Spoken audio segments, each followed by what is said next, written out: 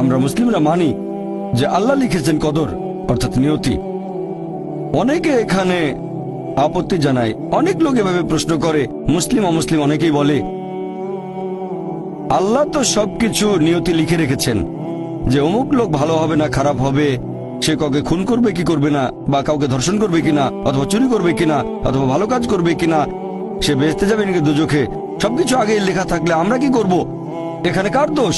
যদি কাউকে খুন করি, আল্লাহ আমার কদরে লিখেছেন, আমি খুন করবো আর করে ফেললাম, এই দোষটা কার? দোষ তো আল্লাহ। তাহলে আমাকে দোজখে পাঠানো হবে কেন? আর এটা খুবই লজিক্যাল প্রশ্ন।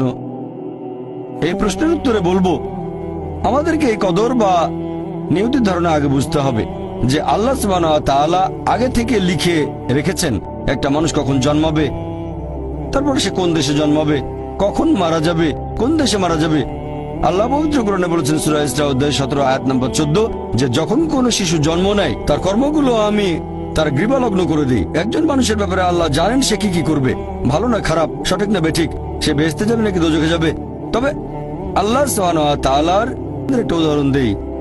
যে ধরুন একটা ক্লাসে একজন টিচার পড়াচ্ছেন 100 জন ছাত্রকে প্রায় 1 বছর ধরে, আর পরীক্ষা শুরুর আগে টিচার অনুমান করলেন যে এই ছাত্রটা এবারের পরীক্ষায় ফার্স্ট হবে, ফার্স্ট ক্লাস ফার্স্ট, এই ছাত্র পাবে সেকেন্ড ক্লাস, এই ছাত্র করবে ফেল। এটা আমি উদাহরণ হিসেবে বলছি। এর কিছুদিন পরে পরীক্ষা হয়ে গেল, প্রথম ছাত্র হলো ফার্স্ট ক্লাস ফার্স্ট, এই ছাত্র সেকেন্ড ক্লাস, আর ওই ছাত্রটা করলো ফেল। এখন আপনাদের প্রশ্ন করি, যে ছাত্র ফেল করেছে সে কি টিচারকে বলবে আপনি বলেছিলেন যে আমি ফেল করব তাই ফেল করেছি? এখানে দোষটা কার? টিচারের নাকি ছাত্রের? কার দোষ? ছাত্রের। টিচার অনুমান করেছেন এই ছাত্রটা বাইরে ঘুরে বেড়ায়, ঠিক মতো ক্লাসে আসে না, সিনেমা দেখতে যায়, এজন্য সে ফেল করবে। ওই ছাত্র মোটামুটি মাঝারি, এই ছাত্র খুব মেধাবী, অনেক পরিশ্রম করে, তাই টিচার পরীক্ষা শুরু হওয়ার আগে অনুমান করেছেন এই ছাত্র হবে ফার্স্ট ক্লাস ফার্স্ট, এই ছাত্র সেকেন্ড ক্লাস, ওই ছাত্র ফেল। তারপর আসলে ওই ছেলে ফার্স্ট ক্লাস ফার্স্ট, এই ছেলে সেকেন্ড ক্লাস, আর ওই ছাত্র ফেল। টিচার অনুমান করেছেন, তার মানে এই না যে দোষটা টিচারেরই হবে। টিচার সবাইকে পড়িয়েছেন সঠিকভাবে, সমানভাবে। একইভাবে আল্লাহ সুবহানাহু ওয়া তাআলার আছে ইলমে গায়েব, তিনি ভবিষ্যৎ সম্পর্কে জানেন। কিছু জিনিস ঠিক করা আছে যে এই লোকটা জন্মাবে অমুক দেশে, জন্মাবে অমুক দিনে, আর সে মারা যাবে অমুক দেশে অমুক তারিখে, ইত্যাদি ইত্যাদি। তার পরিবেশ ধনী হবে নাকি গরিব হবে, তবে পছন্দটা এখানে আপনার। যেমন ধরেন 12 স্ট্যান্ডার্ড পাস করার পরে অপশন আপনার হয়তো ইঞ্জিনিয়ার হবেন, অথবা ডাক্তার হবেন, বা একজন আইনজীবী।